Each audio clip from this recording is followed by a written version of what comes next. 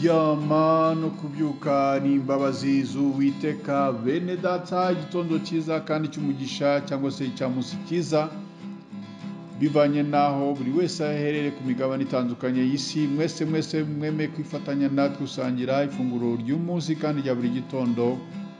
Insanganyamatsiko ya none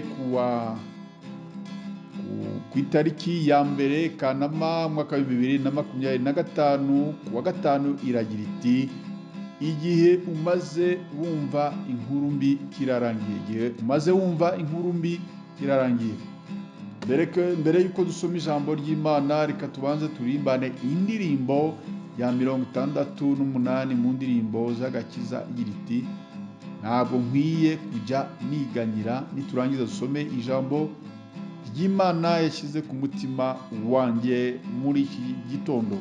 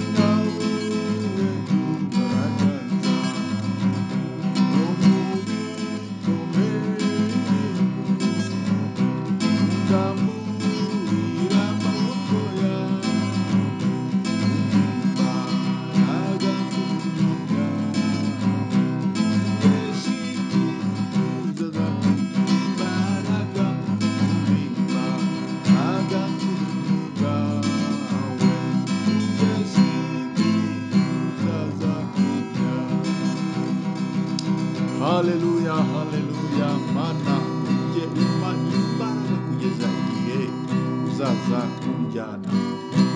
Umuririmbyi yaririmbye neza cyane, aravuga ngo amba hafi ndetse buri munsi kandi angerera ubuntu bukwiye, ajya anyikorera imitwaro, niwe data kandi niwe mana, nguko uko ajya antunga buri munsi, ajya andamira muri ibyo byose, buri munsi azajya ampa imbaraga. Iryo ni isezerano yampaye.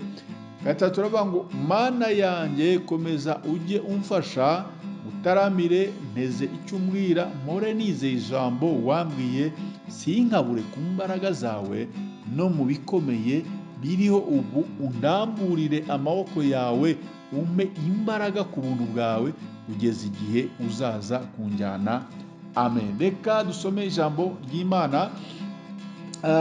Ijambo dusoma riri mu gitabo cy'umuhanuzi Nahumu, igice cya kabiri umurongo wa mbere. Igice cya kabiri umurongo wa mbere avuga ngo dore mu mpinga z'imisozi amaguru yuzanye inkuru nziza, akamamaza iby'amahoro. Yuda we komeza ibirori byawe byera, higura imihigo yawe, kuko umunyabibi atazongera kunyura iwawe yatsembweho pe. Dore mu mpinga z'imisozi amaguru yuzanye inkuru nziza, akamamaza iby'amahoro. Yuda we komeza ibirori byawe byera, higura imihigo yawe, kuko umunyabibi atazongera kunyura iwawe yatsembweho.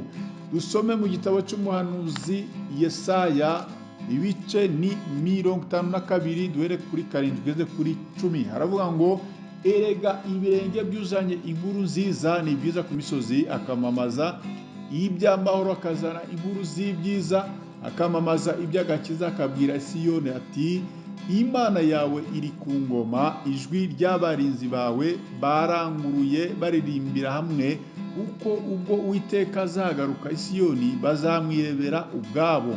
Nimuturagare muririmbire hamwe munezerewe, nta myanya Yerusalemu mwe yabaye imyirare, kuko Uwiteka ahumuriza abantu be, acunguye Yerusalemu. Uwiteka ahina umwambaro 10. Uwiteka ahina umwambaro wo ku kuboko kwe kwera imbere y'amahanga yose, impera z'isi zose zizabona agakiza k'Imana yacu. Mwakire neza ijambo ry'Imana. Imana yacu iteka iba iri mu kazi. Hari igihe cyo kugerwaho n'inkuru mbi, hari n'igihe cyo kugerwaho n'inkuru nziza.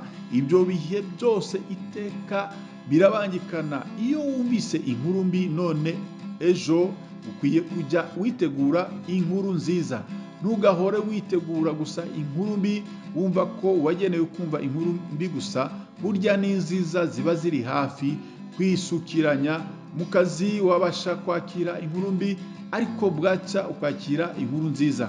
Mu muryango wabasha kwakira inkuru mbi, ariko bwacya ukakira inkuru nziza. Mu gitabo cy'umuhanuzi Nahumu, ibice 2 umurongo wa mbere, hamaze kutubwira ngo dore mu mpinga z'imisozi amaguru yuzanye inkuru nziza, akamamaza iby'amahoro. Yuda we komeza ibirori byawe byera, higura imihigo yawe, kuko umunyabibi atazongera kunyura iwawe yatsembweho pe.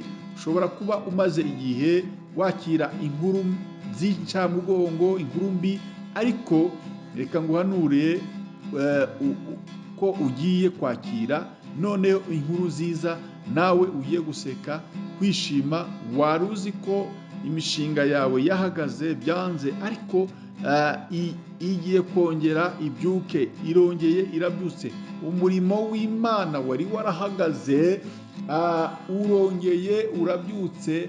Haje inkuru nziza itari iy'incamugongo.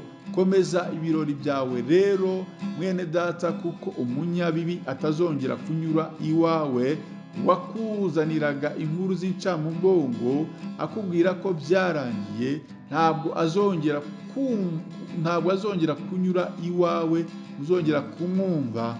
Muri Yesaya ibice 52 umurongo wa 7 umurongo wa 10 hamaze kutubwira ati erega ibirenge byuzanye inkuru nziza ni byiza ku misozi, akamamaza iby'amahoro, akazana inkuru z'ibyiza, akamamaza iby'agakiza, akabwira Isiyoni ati Imana yawe iri ku ngoma. Ijwi ry'abaririmbyi bawe bararanguruye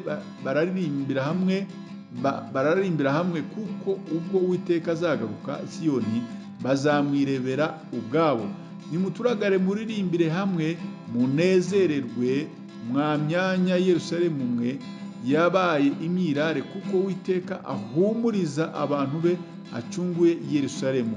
10 Uwiteka ahina umwambaro wo ku kuboko kwe kwera imbere y'amahanga yose, impera z'isi zose zizabona agakiza k'Imana yacu. Nezerwa kandi wishime kuko Uwiteka abijemo kandi bikemutse. Ibi bibazo byawe byari byarabaye ingorabahizi, byari byarabaye karande, Imana ibishyizeho iherezo. Ijambo ry'Imana ridufashe kandi tugire neza. Amen. Data, turagushimiye kubw'inkuru nziza utuzaniye, ko ibyo tumaze igihe dusengera bisubijwe, ko igihe tumaze twumva inkuru z'incamugongo zishyizweho iherezo. Turagushimiye ko inkuru nziza twari tumaze iminsi dutegereje itugezeho. Utugire neza kandi twongere tubone kugirirwa neza nawe. Reka muri iki cyumweru tuzumva inkuru nziza, haba mu kazi, haba mu miryango yacu. Uwiteka Mana Nyiringabo, tuzagirirwe neza nawe. Urakoze, urakarama, bana natwe muri byose, mu izina ryera rya Yesu Kristo bisenze. Amen. Mwari kumwe nanone nk'uko bisanzwe na mwene so muri Yesu Kristo, Bishop Apollinaire Gakombe, mushumba mukuru w'itorero The Evangelical Covenant Church of Rwanda ICCR. Imana y'amahoro ikomeze kubana namwe mwese bene data. Bifuje kugira umunsi mwiza n'akazi keza. Shalom shalom.